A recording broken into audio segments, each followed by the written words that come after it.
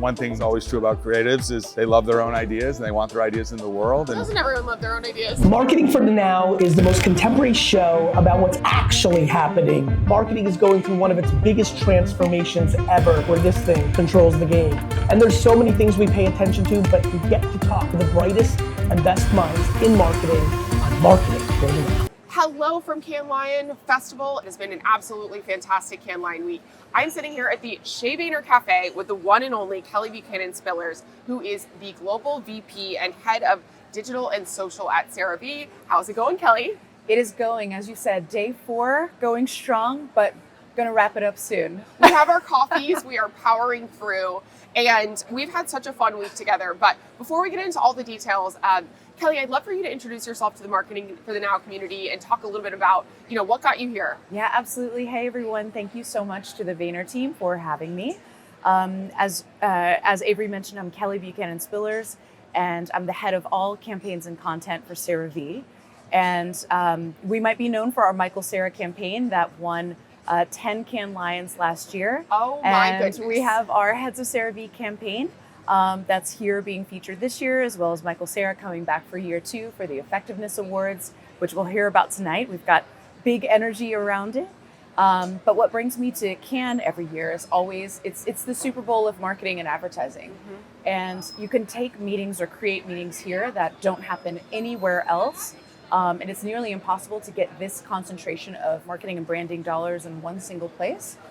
So it brings me back every year so that we can keep the energy going and kind of reinvent the marketing environment every year. I feel like this is just the most productive week. Like, where else are you going to get not only every CMO and brand leader, but also every creator, every talent, everyone from Travis Kelce to Bethany Frankel to Cerave, all bumping into each other in the streets of the Croisette, which is pretty amazing. Yes, agree. Okay, so tell me about a little bit more about that Michael Cera work. I mean, if you haven't seen it, you live under a rock. But talk a little bit about this, Kelly. Yeah, Michael Cera, we are obviously so proud of the work that's been done and the acknowledgement and achievement that it's had here at Cannes. But more than anything, the fact that if you didn't know Cerave as a brand before, you know it now because of the fact that Michael Cera and the campaign that we launched with him last year helped us put us on the map. We at Cerave have grown to over 70 countries in the last 5 years. But the incredible power of a cultural moment like the Super Bowl has enabled people to, one, pronounce our name Yes.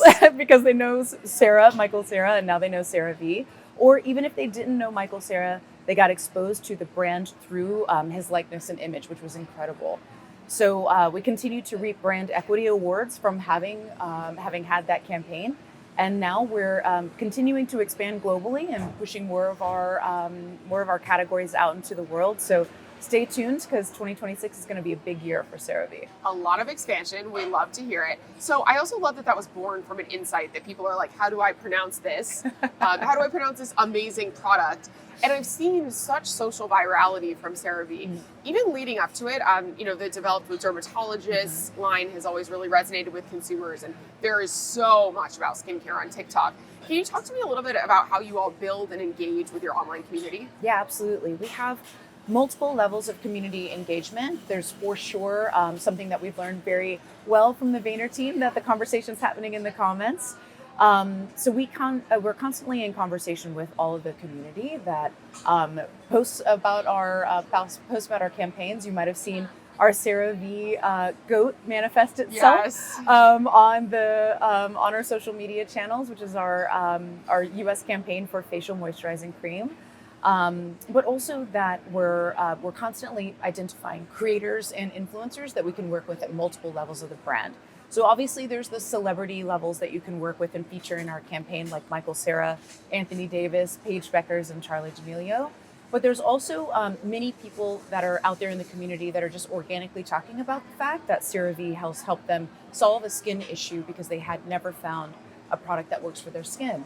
And we're really proud of the fact that we have a lot of authentic skincare sufferers that turn to Cerave because of what's not in the product. Right. The fact that there's no fragrance, there's nothing comedogenic in the products, and there's 3 essential ceramides that help cure your skin concerns. So we talk to everyone that's talking to us or about us in the comments And we stay continually engaged, whether it's at the celebrity level or on the ground consumers that are telling us how much they love our products. So we're constantly in conversation, and there's a full team of folks that help us stay that way. That is amazing. So we were just talking about how many creators are sort of here at Cannes this year, posting, sharing, engaging. We activated together at the Vayner Villa. We had a sunscreen concierge, and let me tell you, that sunscreen was flying. People were loving it. Talk to me a little bit about how you're seeing creators. You mentioned Charli D'Amelio, turn from someone who's posting on TikTok to someone who's a worldwide star. Wow, we have had the fortunate task of identifying kind of early starters, let's call them, in the creator sphere. And what we found is that if we can even just see a singular product on anyone's bathroom shelf when they're creating content at home, that's a Cerave product. Our first goal as a team is to reach out to them as early as possible. Great. It doesn't matter how many followers they have. If there's a Cerave product in their bathroom that we can catch in their vanity, we're going to reach out to you and understand, what's your skin story? Why do you love us? How do you use us? How do you integrate us into your routine? And we try to build a relationship as early as we can. And that's truly what happened with Charli D'Amelio. She was suffering from acne. She used our products. We saw it organically in her bathroom. And since then, it's been over a 5-year relationship that we've had with Charli D'Amelio. And now she's obviously a Broadway star, was won Dancing with the Stars. She's amazing. And she continues to partner with us today. For us, creators are about identifying their audiences as early as possible and ensuring that they're an authentic Cerave lover. And so for us, that's how we partner with our partners. We need to ensure that they love us before we love them, and we ensure that it's a mutually beneficial relationship. I love Charli D'Amelio as a creator and as a person as well. We've been working with her for many, many years, certainly before she was who she is today. We actually put her in her first Super Bowl commercial for Sabra Hummus. Wow. So team, we can pop that up. That was amazing. And we just did a campaign with her actually a couple weeks ago for Kate Spade, another one of our neighbors. Oh, incredible. In Hudson Yards. So I love that you all love her too. Yeah. She's the best. Okay, but let's talk about what we did at Cannes. Sure. And here's a little sample, which is in my pocket at all times because everybody needs a little sunscreen under this can sun. Every 2 hours, by the way. So I'm so happy. That's why it's in my pocket, because you told me that. So I'm so happy to be partnering with the Vayner team to activate here at Cannes. As it's been 80 degrees, over 80 degrees every single day. There's over 10 hours of sun here at Cannes. And it was so important that when I learned that the Vayner team was going to be here in this very central, highly visible location, that I made sure that we got the message out that our sunscreen is developed with dermatologists. It's 100% mineral and hydrates your skin and should be applied every 2 hours all over the body. So why not ensure that we have high visibility where everyone's walking the croisette and is able to reapply with mini sunscreens all day long. And we're so happy to be able to partner with you at the Vayner Villa to give all of your influencers that visited full-size products. We're so happy that our products are highly effective and give you pure SPF 30 and 50 protection. And I hope everyone out there goes out and tries it because we love it. Oh yeah, absolutely. It was a need state moment. Both full-size products because we had this awesome gifting experience. And then here with the minis, you will be shocked how many CMOs are running over and getting a little handful to make sure that they are staying sun protected throughout the day. Kelly, thank you so much for joining us. Thank you for having me. And can't wait for all the exciting things we have in store. Yeah, we'll see you next year. Yes. So AI has been the talk of Cannes Lion 2025, and with varying degrees of sort of knowledge on the topic, I am sitting next to one of the people who I think knows the most about generative AI in this entire croisette and entire village of Cannes, Angela McNeal. Angela is the co-founder and CEO of ThreadAI. And I'm thrilled to be having her here today to talk about, as a product technology leader, what she's really seeing at this marketing festival of creativity. So Angela, welcome. Thank you. It's a pleasure to be here. This is my first time in this area and at this festival. So it's been very fun to hear just how excited all the different kinds of profiles of people here, whether you're builders or leaders or executives. AI is, again, sort of the topic of the town. And the thing that has been the most interesting, so at ThreadAI, we focus on how do we make it really easy for organizations and builders of all kinds to use AI. How do you build meaningful AI agents and workflows? So it's very topical. Yes. One of the biggest themes we've been seeing from leaders in particular is how do we get more time back? Time has been, which is, I guess, very prescient for marketing for the now. Yes. How do you think about building with AI when you don't want to waste more time reviewing something models have done? Right. Or how do you want to save more time and give teeth to the brief or whatever in order... That was good. Yes, teeth to the brief. I'm picking up all the jargon. Yes. And how do you, again, sort of save people more time? And there's been a real hunger and appetite for practical, like real life solutions as opposed to things just sort of stuck in a silo, stuck in a research lab, which has been very exciting. Okay, so I want to unpack a lot of what Angela just said, but first I want to introduce her and her background. Angela, you have an incredibly, inspiring background. From graduating from a super prestigious university to working at Palantir, which I think is like the highest concentration of geniuses, to then going to launch Thread. Can you tell us a little bit about sort of how you got here and also what you guys are doing at ThreadAI? Yeah. So my journey is, I've always been interested in sort of science and technology. I joined Palantir very early on to solve problems in the field. So I've always been motivated by trying to solve hard problems. And Thread is sort of the latest version of that. We were seeing, my co-founder and I worked together at Palantir. When we left, we were seeing a real trend of how bottlenecks had shifted. Yep. And tools were being built for a very small profile of people. And so for us, we believe, technology shouldn't be gatekept, but it has to be utilized in a sort of a safe, thoughtful, and secure way. And because of our sort of collective backgrounds in the enterprise from Palantir days, we knew sort of the missing piece of infrastructure that people really needed in order to build safely with AI. Amazing. Thread has been an incredible partner to Vayner. I think we're one of your first sort of enterprise partners, building some custom solutions that we're very proud of, even though it's the super early days of all of this. But let's focus on what marketers in general are seeing right now. Marketers are navigating immense change. AI is incorporated in so many of the tools, from a creative to a media buying to a measurement perspective. But it's also a buzzword that people throw around way too much. Why should leaders in the marketing industry be paying attention to what you all are building? We've been focused and very sort of pretty recently on putting out a lot of thought leadership in particular, because one of the things that I think is important for leaders is that the market is really noisy. Right. There is a lot of buzz, a lot of fluff, a lot of snake oil. And it's really important when you're connecting with people to establish that sort of that trust sort of relationship.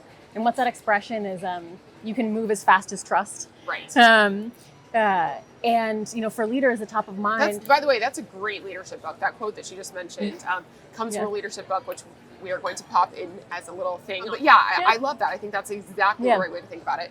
Well, yeah. And so, when you're connecting with sort of leaders, you want to make sure that they understand that you understand their problems, that you can help sort of guide them through, again, sort of the noise and the chaos as an expert.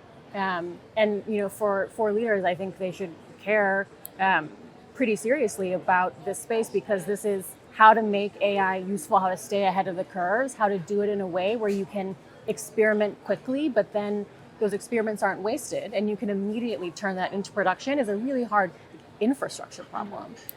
So leaders should care about ThreadAI, because we have provided that layer so that they can move fast, but in a way that is sort of safe and trustworthy. I think that safe and trustworthy piece is something that's on many marketers' minds today, as we're faced with a lot of legal and ethical concerns around leveraging generative AI to create ads in particular. Probably less so on the media and measurement side. How are you all helping sort of the clients that you work with navigate that? One of sort of the key tenets for us is traceability, observability, and always have sort of that human and AI counterpart, that partnership. So it's really important when you're building tools. How do you make sure people know what decision was made where, what decision was made by an autonomous agent versus a human agent? How do you think about the relationship and iteration cycles between the two. And so we focused pretty intensely on our human and sort of AI interfaces, and making sure, again, that every step of the process, every decision that's made, every piece of data that's accessed, you have a very clear understanding as a buyer and as a user where that information is coming from, who did what where, and how to undo things if needed. That's a key part. Yeah, it's that, like, most systems are built on how to retry things if things fail, but if something happened, how do I undo that is a hard problem to solve. I like and that. Important. I like that. Okay, so we're here. It's your first time in Cannes. Yes. What is your impression of this spectacular festival? Yeah. And I say spectacular on all the meanings of the word. Yes. It is a spectacle. I think that has been I've been overwhelmed in a good way with the energy, the excitement, the people, all different kinds of profiles sort of descending in one obviously beautiful location. And again, AI is on the tips of everyone's tongue, and I've tried to go to as many AI panels as possible. And it's been so exciting, again, to hear how thoughtful people are and how pragmatic in particular people are and have been, when it's very easy to get swept up in the hype. Yeah, I'll also note that I'm seeing a lot of marketing leaders really wanting to get hands-on. Yep. You know, at Vayner, we talk a lot about the sort of clouds and having a strategy in the dirt of being in it to sort of do things. And for a lot of our partners, like, they really want to be in, they want to be trying it, they want to be understanding different interfaces before enabling their teams with them, which I think is great. Any highlights of the festival so far? Again, I think it has been the way that people are speaking about panels, and sometimes tech, it's really easy to be in your echo chamber bubble and get caught up in the waves of AGI, or the machines are taking over, or whatever it may be. But again, the way people are speaking about things is very grounded, very pragmatic. I have to try, I have to do it safely. And when I try and it works or doesn't work, I need to be able to immediately put that in the real world without wasting time, which has been, again, very exciting to hear. I feel like we kind of brought this conversation full circle to the need for people being smart about their time, being on marketing for the now, and that being really a big theme of CanNes in 2025. Watch this space and watch what Angela and her company are up to. If you're not familiar with ThreadAI, check it out. We're very impressed with them and very thrilled to have them as partners in the Vayner world. Angela, thank you for joining us. Thank you so much for having me. Vayner's own Chief Creative Officer, Rob Lenois. Hello, everyone. Rob, thank you so much for taking a couple minutes. I know I stole you right before our Young Lions breakfast, but you've never been on marketing for the now. My pleasure. And I want our whole marketing community to get to know you a little bit better. Tell us about Rob. Where should I begin? Prior to joining Vayner, I was co-head of the creative department at Gray, large part of about a decade, co-running the department. And I think what was funny is I spent a lot of my time in a much more classic advertising creative excellence world. environment. Yeah, where really, like, the bar was frankly Cannes. Getting a lion was the ultimate goal. And I did that for many, many years. And then I had a conversation with Gary, and Gary told me about a world that was new to me, transparently, very, very new to me. He was explaining the model, early days of the model. And the way I heard it was almost out of a creative utopia. He talked about making just on loop in social, in a world where creatives rarely get all the at-bats they want. Social media allowed people to make content at scale. Right, because the client has to buy the idea. Right, exactly. The creative director has to approve it. And then to that point, a world where there was little to no subjectivity, right, from internal or external with clients, and one thing is always true about creatives is they love their own ideas and they want their ideas in the world. And doesn't everyone love their own ideas? 100%. And then lastly, when that piece of content went into the world and found success, it was a telltale sign there was something there and the opportunity to go one bigger. So what I saw very early on was an incredible just opportunity for creatives to make and do, a model that allowed for insights that could inform other ideas, bigger ideas, or just more ideas. And I candidly was like, this is a creative utopia. Sign me up. I've been with Vayner for 5 years, and I have essentially, in a wild, weird way, reinvented my entire career. So much so that I remember Gary coming to me early on, shortly after I was hired, and he said, this team just came in, is like, why did you hire Rob? Like he has no idea, like any of the platforms. And Gary said very clearly, I'll never forget this, I am not hiring Rob for the leader he is today, but I'm hiring him for the leader he's going to become. And he is actually reinventing his career once he is joining us. And that has really come true over time. I look through a very different lens now. Awards I still love. Here we are at Cannes, but I value views and impressions and actual real engagement with the consumer even higher than I valued Cannes. And I love Cannes and I have lots of lions, but I look through a slightly different lens now. I love that. And I mean, I feel like the idea of reinventing yourself in your career is something that a lot of you who are watching this right now in Marketing for the Now can take to heart as well. Like who you are today doesn't have to be who you are in a year. And Rob, you've been coming here for decades, you said. Yep. And how have you seen this festival evolve as well? Because Cannes itself has changed. I think Cannes itself has changed. Back when I would go, it was a one giant party. Like literally, it was like, where are you having lunch? Where are you having dinner? And what party? What party are you going to? And I think, like all things, I think Cannes has grown up. It's still a festival for creativity. I think a little bit of both. I'm sure there are people that are out till 4 and I make it to 1:30 and find it to be amazing. But I just think it's evolved. It's evolved.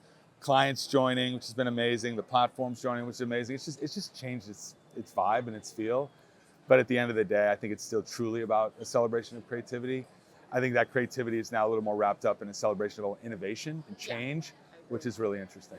Awesome. Rob, thank you for taking a few minutes right before your Young Lions breakfast. You're maybe hosting this for the 4th or 5th year in a row. Tell us a little bit about this Young Lions program and what we do with them at Vayner. Yeah, we've been, and when I said up top, like it is truly one of the things I look forward to the most, really talking to the people that are coming into this business. And what I'm looking forward to today is, giving them a look because of my journey, because of my reinvention. I think I have a unique viewpoint of what success looks like now. And I really am going to talk to them about that. Coming from a world where I did see like true validation of the work solely through Cannes. And I think awards are important. They're still kind of the trophy of creativity, if you will, but seeing validation through the lens of views and actual attention. Like I had this moment this recent, I was sharing this with Gary, where I was walking down the street and I was just thinking about Pine Sol, one of our clients, randomly, right? And it's blowing up on TikTok. The comments are crazy. The views are in zillions. And I just had a funny thought where I don't think it's the conversation at Cannes, right? But it's the conversation everywhere else. And that just gave me an insight into kind of where this world is going. And I want to share some of those thoughts with them so that they certainly see Cannes for what it is, as the trophy of creativity and celebration of creativity. But I personally believe that there's nothing more validating than actually making something, putting it out in the world, and just getting all that real attention from consumers that are online. I love that. Rob, thank you so much for joining us. We're not going to keep you from the Young Lions. No, it's all good. But Marketing for the Now community, you'll be seeing a lot more of Rob, we hope. Thrilled to be welcoming our last guest of today on Marketing for the Now. I'm sitting here with Steve Phillips, who is the co-founder and chief innovation officer at Zappi. How's it going? Very good, thank you. It's great to be here. Okay, so tell the Marketing for the Now community a little bit about yourself and what brought you into the seat at Cannes Lion 2025. Yeah, so I've always been in consumer insight. I'm very passionate about getting insight from consumers, from real people into business. Mm-hmm.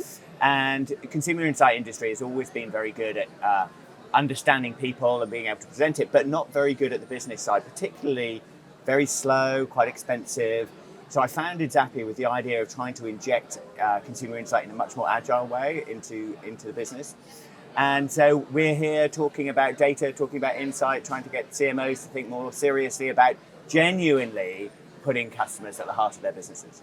I love that. And, we do a lot of work with partners who use Zappi in various capacities as sort of a creative pre-testing tool, as an insights generation tool, as an alternative to the more traditional focus groups, as you just sort of mentioned. Tell us about that journey and how the last few years have gone for you all, because it seems like Zappi is becoming everywhere.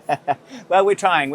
I think it's there are now increasingly other companies doing similar things to us. I mean, we think we're much more advanced in terms of how we utilize AI, the data pool that we have. But I think what was important is right at the beginning, as I was saying before, it's about agility. It's about enabling business to work at the pace that they want to and injecting insight into the process as they develop new products, new ideas, new brand campaigns, etc. And just really enabling them to as I said, put customers at the heart. Okay, and how is Zappi helping brands stay continuously connected to consumers? We're at this festival where there's so many cutting edge campaigns. How does moving to sort of an always on insights loop fundamentally change how brands can make better content? Well, if you think about what companies traditionally do, they'll be creating an advertising campaign, might target young men in Texas, say, and they will do a campaign. Yeehaw. Yeah, exactly. And they will test it with young men in Texas, and that's great. They'll find out whether it's good, help to optimize it. What we can do now with our data asset is say, right at the beginning of that campaign, let's try and understand young men in Texas better. Mm-hmm. Let's understand what they like, what they care about, what matters to them, what advertising campaigns, what product campaigns they really enjoy, what they feel close to, so we can help inspire those creatives. And that to me is, yes, sure, we can test, we can validate, but let's inspire as well and help them really optimize ideas and play with things so they can come up with an idea in the morning, test it over in the afternoon, and then come back to it in the evening with consumers, with insight there, so they can really improve things as they go. So that's what we're really passionate about. That makes all the sense in the world. And like as a marketing leader, like why wouldn't you want to be testing along the way instead of testing at the beginning and hoping it goes well? I also want to talk a little bit about your State of Creative Effectiveness report. Yeah. This is a report your team has done the last few years, right before Cannes Lion. What are some of the key findings? And, you know, as a co-founder, like what does this report sort of mean to you? So we interviewed over 1.5 million people in the US. We've been testing thousands of advertising campaigns over the years. And there was one message right at the heart of this, which is so important in an age of data, and that's emotion. So brands that create emotion have significantly better sales impact in terms of their campaigns. And I think, we saw the Meta release last week. They're going to be creating advertising campaigns, but on the back of just click-through or viewability stats. And it's really important now just to not think of just click-throughs, but to think about emotions and putting emotions into your advertising campaigns. And that, whether it's a poster, whether it's digital, whether it's TV, that's what really matters.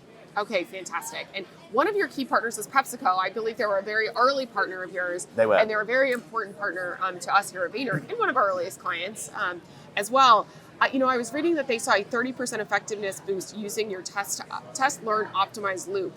For marketers who are aspiring to something like that, how does this iterative approach empower marketers to have incredible results like that? Yeah, so they've seen a 30% increase in creative effectiveness, but we've also just done an economic impact report with Forrester, and there's a 243% ROI for using this type of agile approach. And it's just because it helps inspire and helps validate things as you go. So if you've got an idea, test it, find out what consumers think, and then play with it and iterate. And that's a much better way of developing than the old sort of waterfall method of, I'll come up with a brilliant idea, something wonderfully creative potentially, and then right at the end test it and find out. Not really. And then you've got nowhere to go because you sort of have to run that campaign because you've just spent so long producing it. Yes. So it's just a much better way of working. Right? And as the CIO, how do you see technology, and in particular generative AI, which you mentioned a bit in this podcast, further enabling this approach? So Gen AI for us, we were always a Gen AI company right from the beginning. So we used to use old-fashioned AI models, but that was 10 years ago. Yep. Now we've integrated LLMs across everything we do. And of course it makes you more efficient and more effective. But what's more important is how it improves your product. Mm-hmm. So yes, we can do things better, we can do things faster, we can do things more inexpensively.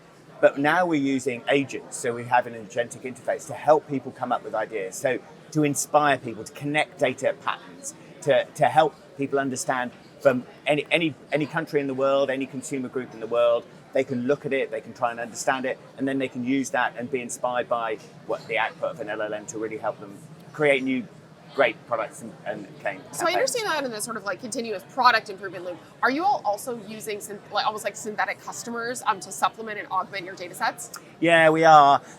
So I don't see synthetic consumers as necessarily a replacement because you need an updated, real-time, brilliant data set to bake. I agree. So there's a great quote that, if great AI meets bad data wins. And so the quality of the data is so important in order to generate and train and model synthetic, but definitely synthetic has a role, particularly in a world where you're creating hundreds and hundreds of different assets.